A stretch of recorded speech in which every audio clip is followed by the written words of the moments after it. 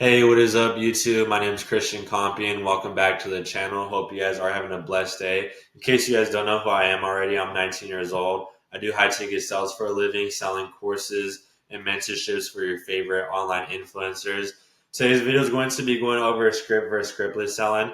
And to be honest, before I hop right into everything, I'm not here to sell you guys on one methodology on another. I'm not here to tell you to do scripted selling.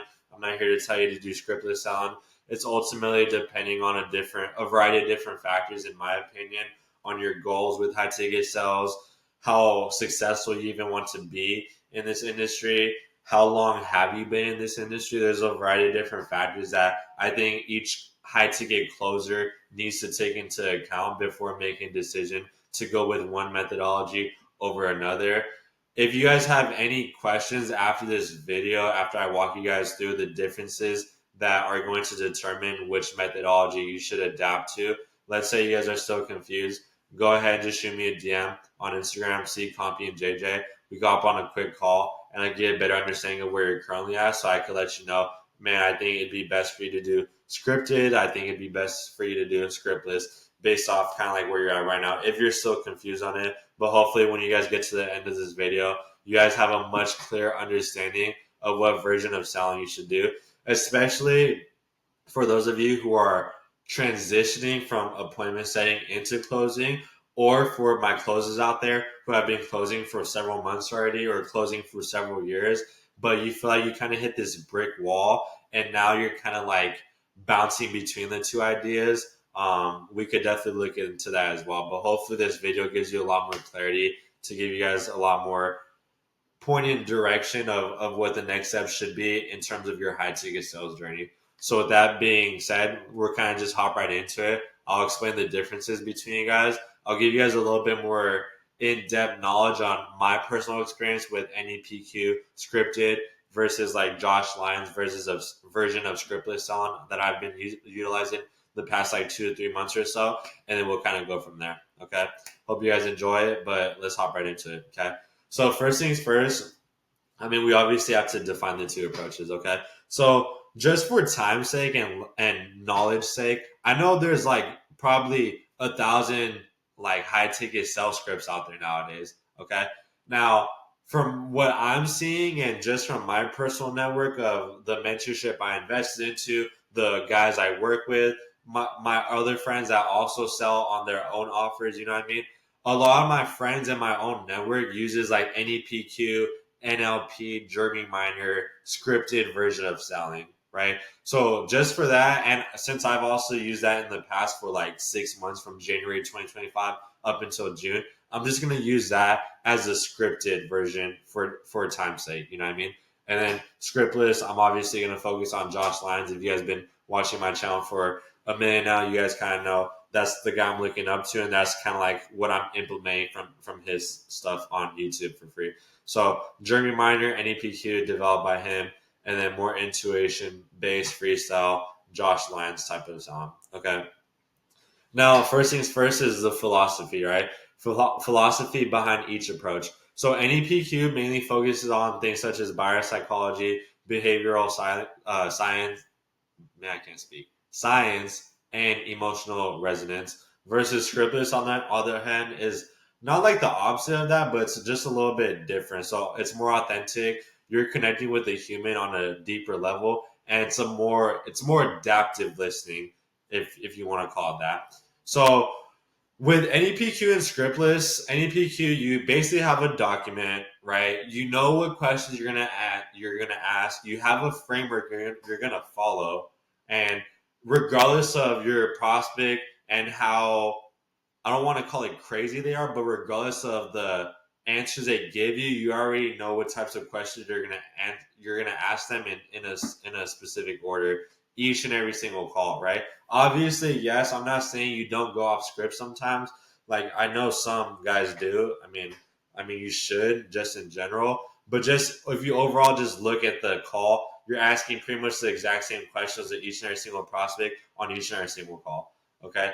Scriptless is like the opposite. You have to be a lot more active listening because your questions are based off of whatever the prospects give you. You know what I mean? Obviously, yes, you need to come up with your own questions to be able to get to the root cause of why they're in the spot that they're in when they hop on that call. But overall, you just have to be a lot more adaptive, and you have to be able to change on the fly. Third thing, NEPQ pros and cons. So this is going to be focused on the scripted version, right? I mean, man, I know I'm not doing scripted at the moment. I'm not a scripted seller anymore, but there's still a bunch of pros and cons that you guys should be aware of when it comes to NEPQ. So we'll focus on the pros for now. So predictable outcomes. With NEPQ, pre-handling objections is kind of a big thing. If you guys already do NEPQ, I'm sure you guys already know what I'm talking about. The types of pre-handling questions, I guess you want to call it, are going to be questions such as what have you done in the past in terms of a more advanced program aside from just YouTube and like reading books, that sort of stuff. Most of your prospects probably haven't done anything, so they're going to say, so you're going to follow up with like what's prevented you and then what's shifted now, and then you're going to go into like some commitment tie downs and stuff like that after. So based off of that portion of the call, it makes it predictable as in what objection they're going to give you at the end of the call. So it gives you a lot more time to handle that objection by the time it comes up. Now, with NEPQ, to be honest, I don't even think that NEPQ is ever going to eliminate objections completely.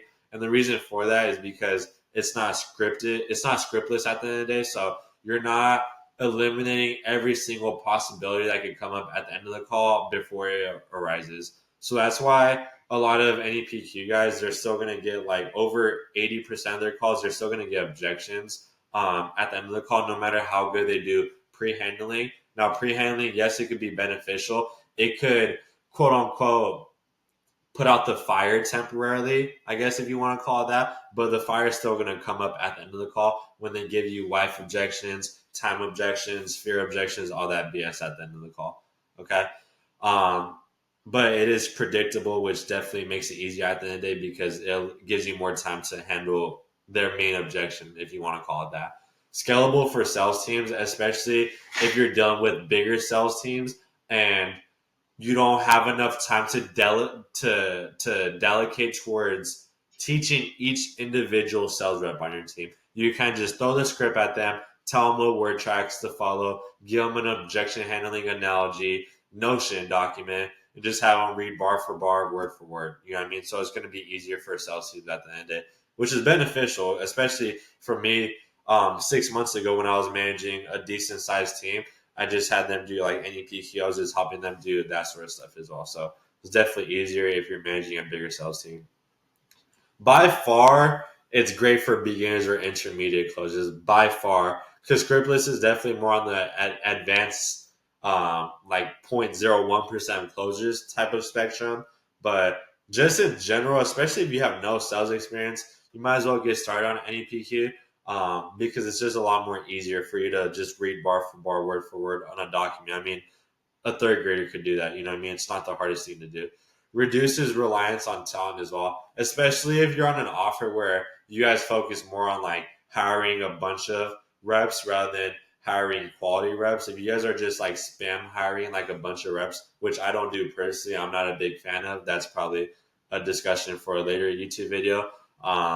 Then yes, it does reduce reliance on talent. So it's a lot better for scaling up your sales teams as well with bigger teams.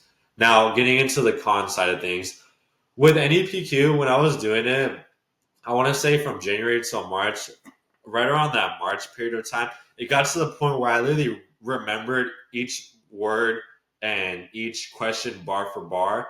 And I started to feel robotic because I kind of like already knew what questions that I was going to ask.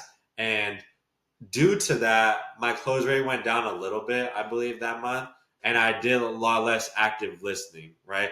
Now, with NEPQ, yes, active listening is important. But since you already know what questions you're going to ask, whether you like it or not, you already turn your brain off subconsciously to be an active listener and ask the right questions that you need to be asking at the end of the day. Harder to adapt to dynamic conversations. Josh did this really cool analogy one time on one of his most recent YouTube videos for the Scriptless. And you can imagine like this pole. So imagine this pen is a pole, right? And on this pole, there's like this thing right here and it's swinging, right? There's like this little metal thing here and it's swinging. Let's say you're dealing with a prospect and they give you like a limiting belief or something like that.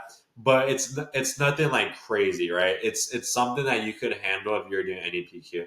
So it's only going to be like that far away from the pole. You see how the metal thing is like almost touching the pen, but it's not quite touching it. With a little bit of objection handling, with a little bit overcoming uncertainty, you're going to bring it back to the pole, and then now you're back in the closing, right? Now, here's where it gets interesting. When you're dealing with more A-type prospects who are like, who basically give you very little room to like mess up, these guys are like super further away from the pole. You know what I mean? And no matter how good you are at objection handling, no matter how good you are at reading a script, no matter what you do, you're not going to be able to bring it all the way back to the pole. You know what I mean? They're just too far away. So that's what I kind of mean by harder to adapt to dynamic conversations. Less effective if prospect has already heard similar scripts. No offense to all my friends. I mean, I even joke with them sometimes, especially when they're doing NEPQ. Now that I'm doing Scriptless, I kind of feel like I went to the dark side or the light side, vice versa, whatever you want to call it. I don't think there's anybody I know that does scripted selling that doesn't do NEPQ. So imagine you're in the same industry as some of your friends on same offers. So you guys are working with similar prospects, similar avatars. You get an avatar or a prospect on a call, and they just had a call the other day with another offer, and you're asking the exact same questions as your other competitor did. Do you truly think that they're gonna want to buy from you? You know what I mean? You might as well just end the call there, right? Now, pros and cons of scriptless selling. This is where it gets a little bit more interesting. So it feels a lot more natural and real. Man, I never realized how I don't want to call scripted selling fake, but it kind of is at the same time because you might as well just have a robot read bar for bar the questions that you're going to ask on your to your prospects each and every single call because you're being the same each and every single call. With scriptless, I have no idea what I'm going to ask I'll have no idea what question I'm going to ask the prospect because it all depends on what they give me. You know what I mean? Every prospect story is different, so I'm going to go different routes based off the avenues they present me. Right? So it just feels like I'm having a normal, not buddy to buddy conversation, but I'm just having a normal conversation with them, trying to get to the truth of them. And I'm so detached from the sell, I could care less if they join my program or not. I care more about them actually admitting the fact, actually taking ownership of the position that they're in by the time they hop on the call, right? High trust and rapport building. When it comes to being around the bush, if you guys don't know what beating around the bush means, you probably aren't in sales, but I could kind of explain it to you guys. What being around the bush means is like, let's say a prospect gives you something that doesn't really answer your question and they kind of go around that. You know what I mean? When it comes to scriptless, there's a lot of calling the prospect out on that when it comes to being around the bush, right? And by doing that, you're actually engaging and gaining their trust subconsciously from the prospect's point of view, right? Easier to pivot mid convo. You have no idea where the conversation could go at any time on a closing call. You know what I mean? Which is super beneficial for the scriptless side, plus 1 point, because you're able to adapt, you're able to pivot. You know what I mean? Going into the con section with scriptless, it's I don't want to say not scalable without deep experience, but it kind of is, especially since scriptless. There's so much internal mastery and there's so much like limiting beliefs and core values that you have to take on as an individual, as a father, as a son, as an uncle, as a cousin, as a whatever you want to call it. There's so many personality traits that you have to take on to be able to make this methodology scalable at the end of the day. And the reason for that is not just about it being scriptless. It's not about using these fancy word tracks or using these objection handling techniques or using all these like, how do you call it, like tactics, right? It's not tactical, right? There's a lot deeper than that in terms of yourself as a person that's going to help you ask better questions on your calls based off the person you're showing up for yourself inside your business and outside your business, which is where the internal mastery comes in that Josh Lyons talks about pretty much every time on his YouTube video. Hard to teach to teams.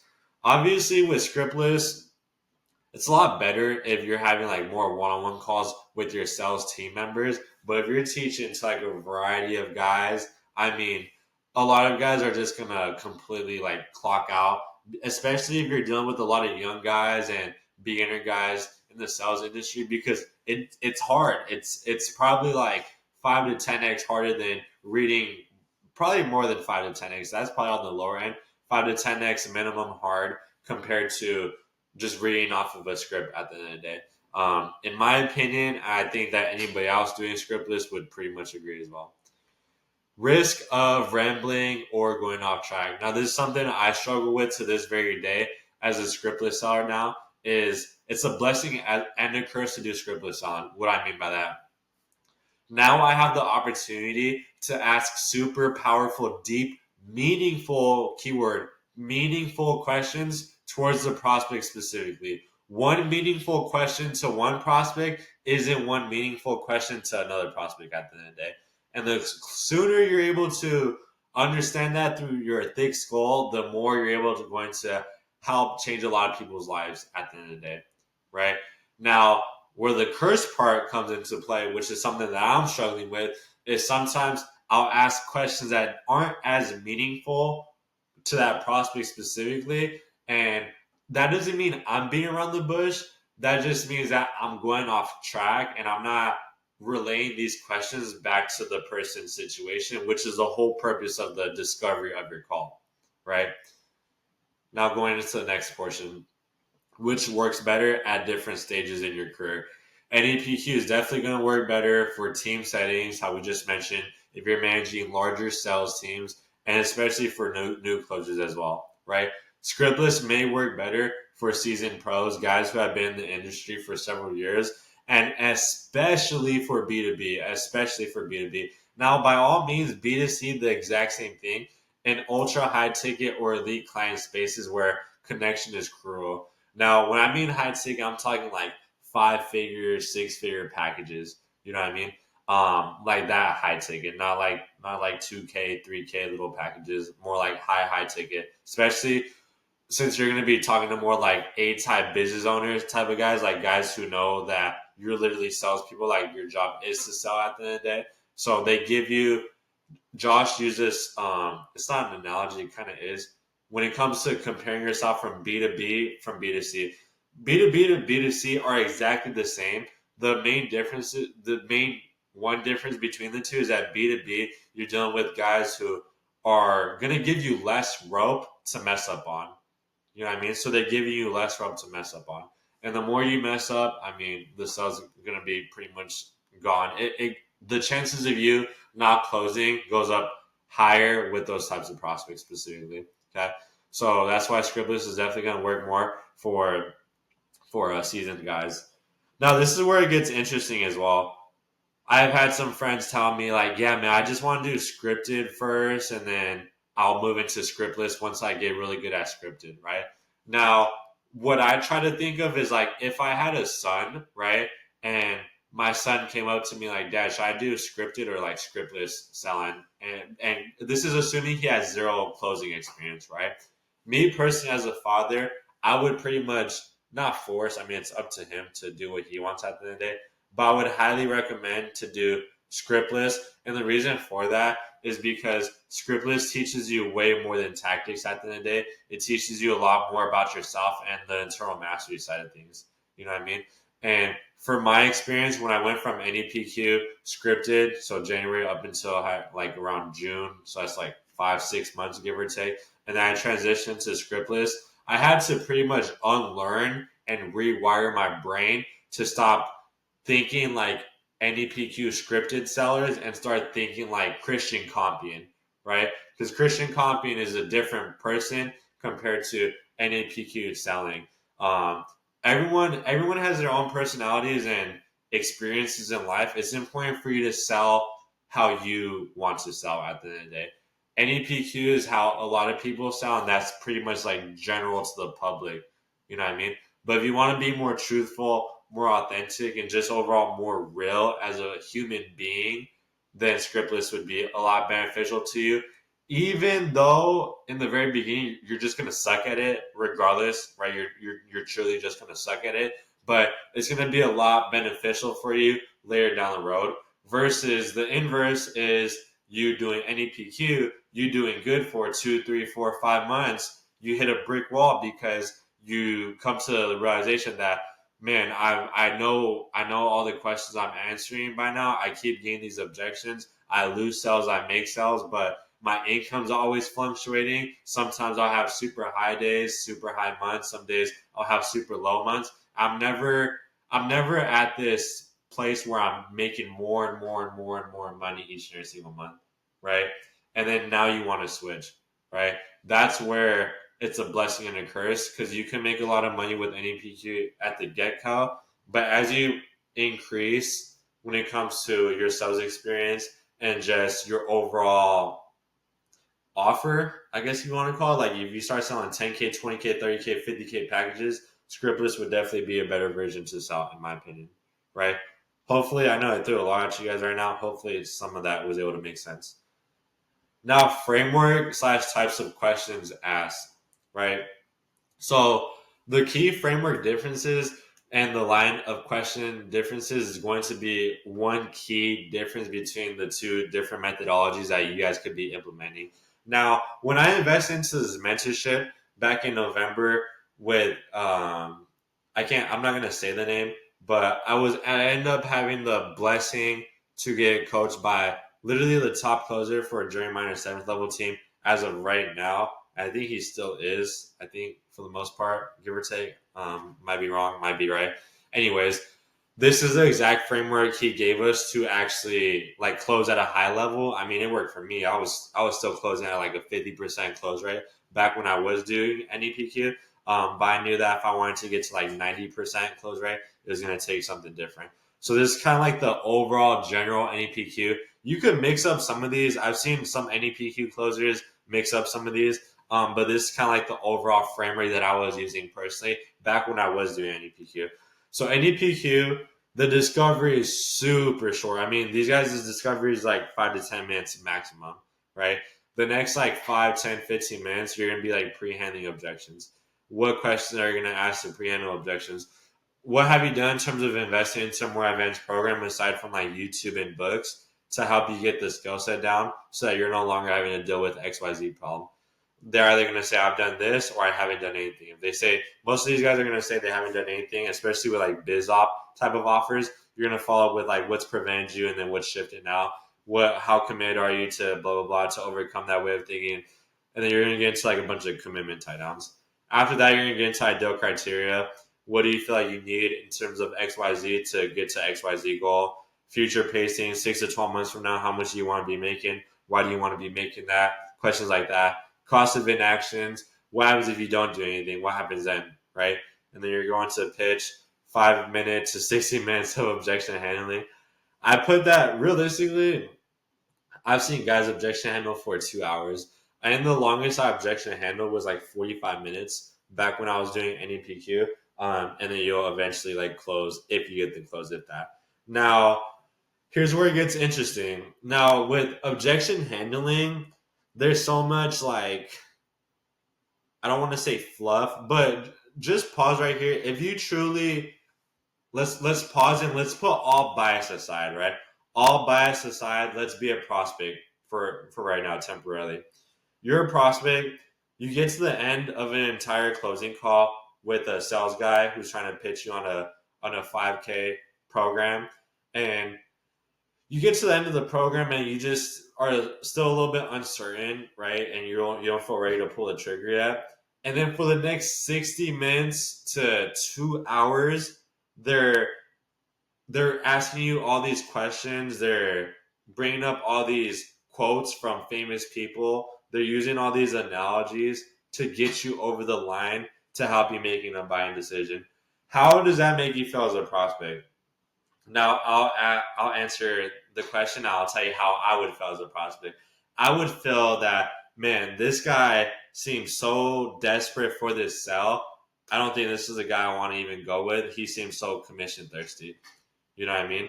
Now, there's ways to objection handle and not come off as like commission breath. I definitely agree with that at the end of the day. But just if we're just putting time to time and if we're just having a truthful conversation here, I mean, why are you going to take another 30 to 60 minutes out of your day that you could be putting into another closing call, spending another 30 to 60 minutes objection handling for a prospect, when chances are they're already not going to close if they already gave you an objection for the most part, right?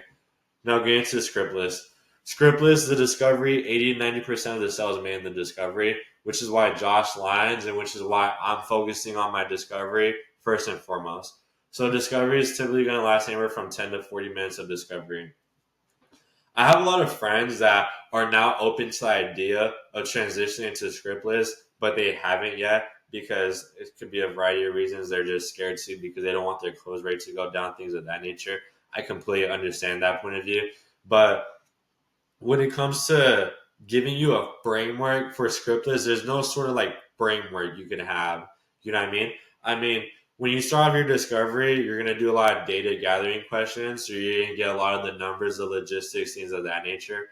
And then you want to get ownership from the prospect, right? Ownership of why they're in the position that they're currently in based off of what they've tried to fix their issue. The third type of thing you kind of want to get is kind of like the cause and effect, right? You want to connect all the pieces of the puzzle together because that's your job as a closer is to connect, okay, this connects to this, which connects to this, which connects to this. Okay, I think I have the full picture now. Is that all accurate? Okay, gotcha. How much longer? You know what I mean? So you want to get like the cause and effect. And then the fourth thing is really just kind of like getting your tie downs, a little bit of like ideal criteria. You're going to go into your pitch, your close, things of that nature, right? But with what I just told you guys could use that as a similar type of framework to kind of keep in the back of your mind so you kind of have a general phase one, phase two, phase three, phase four type of framework that you guys could use if you decide to move into Scriptless. So those are the types of questions you're going to be asking. Well, I guess that'd be the types of frameworks. Framework one, NEPQ. Framework two, Scriptless. Now, the types of questions being asked is different.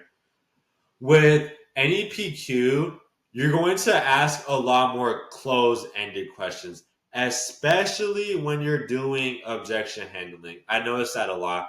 Now, if you don't know what a close-ended question is, it's basically a yes or no response question.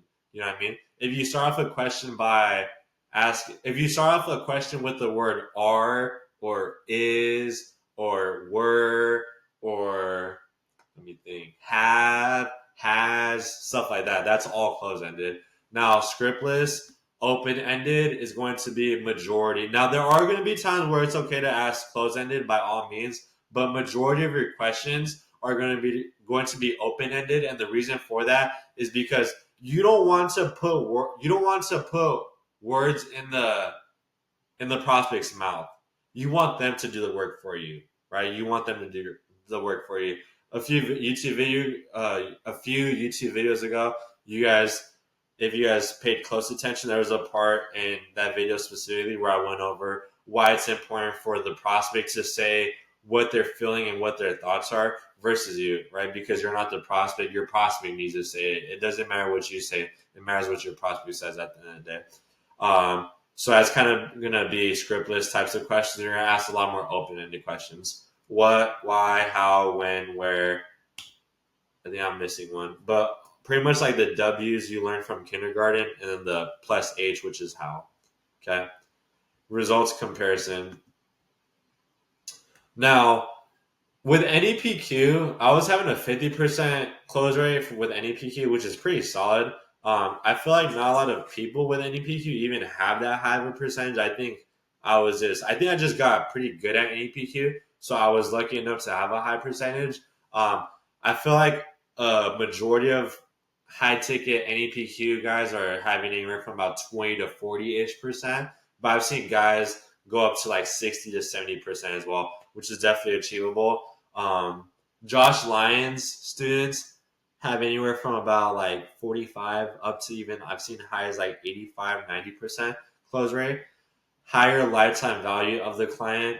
So this, I guess, wouldn't really relate to if you're selling like a one-time payment type of thing. But if you're thinking more B2B and more like higher ticket type of corporate offers, then Scriptless is definitely going to have a higher lifetime value of the client because you're going to be working more with those types of offers. But on top of that, due to it being scriptless, due to it being more truthful, more real, more authentic, you're going to develop a super deep relationship with the client, and they're not going to have this sort of like retention rate compared to like doing NEPQ.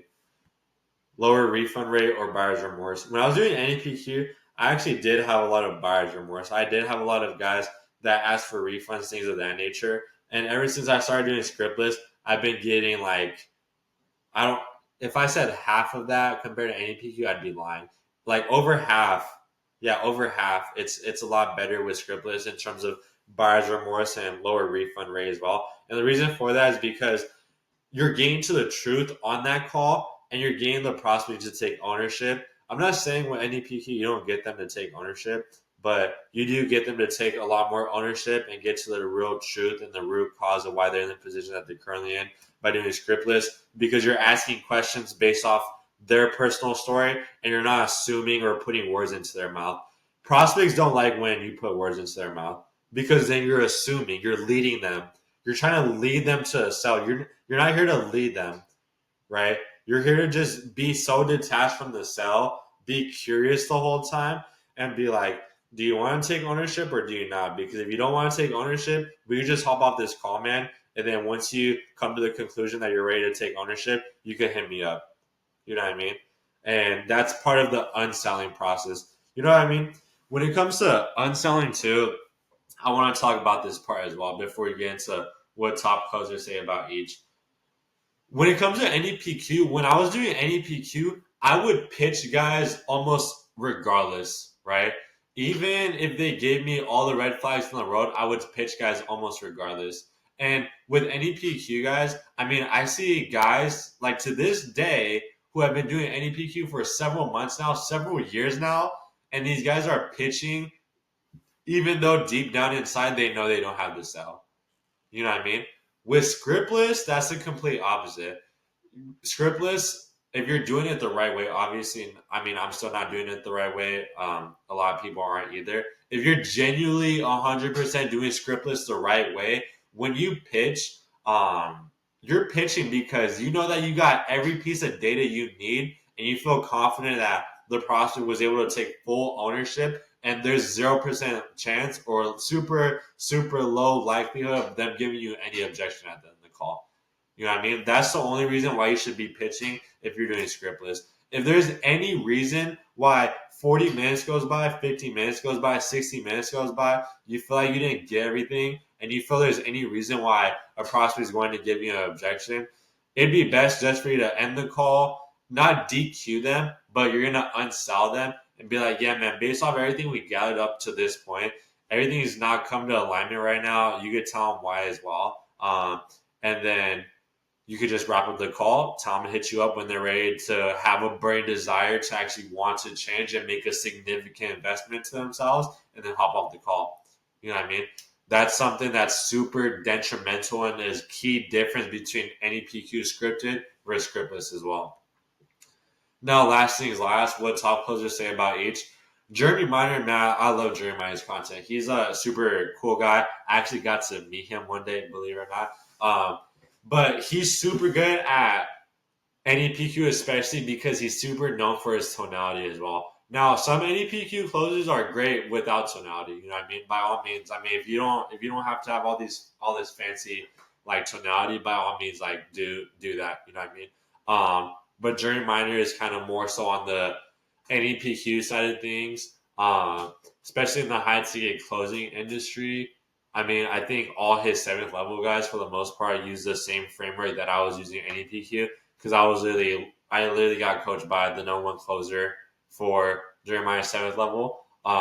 So yeah, that's kind of like what I feel like he would say about NLP and NEPQ, is that it's definitely beneficial for emotional. If you want to be more emotional with the prospect and you like dealing with like psychology and like, what's the word for it? Buyer psychology. You know what I mean? If you're more into stuff like that, then yeah, definitely go like the Jeremy Miner, NAPQ, NLP type of route. Josh Lyons is, I don't want to say complete opposite. There's probably just some stuff that they don't agree on. It's more truthful when it comes to Scriptless, more real, more authentic. You're getting them to take ownership on a deeper level. I remember this one thing Josh said a few YouTube videos back. He said something along the lines of like, my prospects should be able to call me 6 to 12 months after I close them and be like, hey, what's up, Josh? What's up, Christian? It's nice talking to you, man. You know what I mean? They should feel so open to talking to you because they remember the truthful and deep conversation you had with them 6, 12 months prior. And they just feel so, you could call it like intimate, right? Because you had such a deep, intimate conversation with them that they trust you. You know what I mean? That's all sales is about is trust. You know what I mean? When when you go, let's say you get a flat tire and you don't know where to like get a new tire from, and your friend tells you to go to a nice place to get a new tire. You're gonna go to that place because you don't really care about the place, but you trust the person that told you to go that direction. You know what I mean? The same thing kind of applies to sales when it comes to trust, when it comes to building. I don't want to call it rapport, but really just getting to the root cause of why the prospect is in the position that they're currently in, right?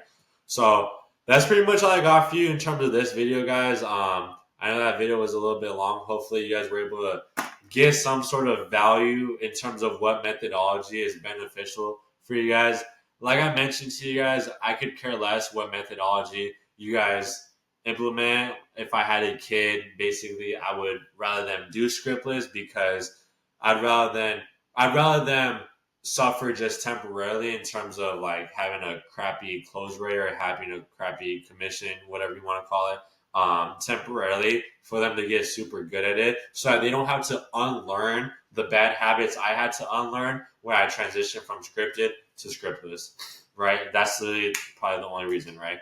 Um, but yeah, hopefully that gave you guys a little bit more clarity for all you guys who are transitioning from appointment setting into closing, or how I mentioned to you guys earlier to all my closes out there who have already been closing for quite some time now, but you feel like you've hit a brick wall. Your close rate isn't going up.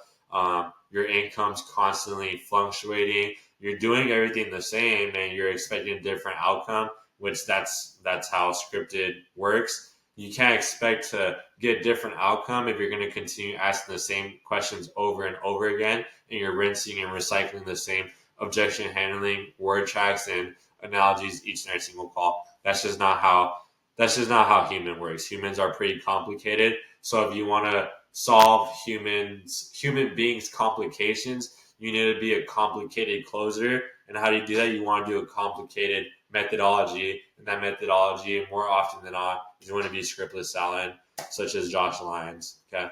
But yeah, that's all I got for you guys from this video. If you guys have any questions, comments, concerns, shoot me a text on Instagram, DM me on Instagram, CCompy and JJ. Hope you guys have a blessed day. Nonetheless, keep grinding, keep hustling.